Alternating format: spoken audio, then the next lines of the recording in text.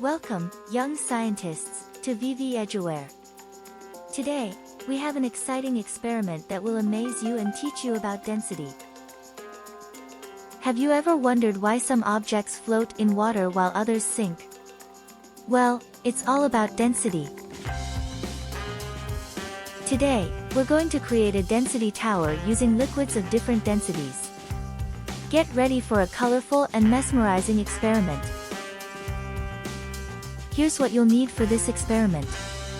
Make sure to gather all the materials before we begin. Start by filling the first container with the liquid that has the highest density, like honey or syrup. Pour it slowly and carefully. In the next container, pour a liquid with the second highest density, such as vegetable oil or rubbing alcohol. Be gentle to maintain distinct layers. Repeat the process with the remaining containers, pouring liquids with decreasing densities. Watch as the layers stack up to create a beautiful tower. Take a moment to observe and explore your completed density tower. Notice how each layer sits on top of the one with a lower density. It's a visual delight.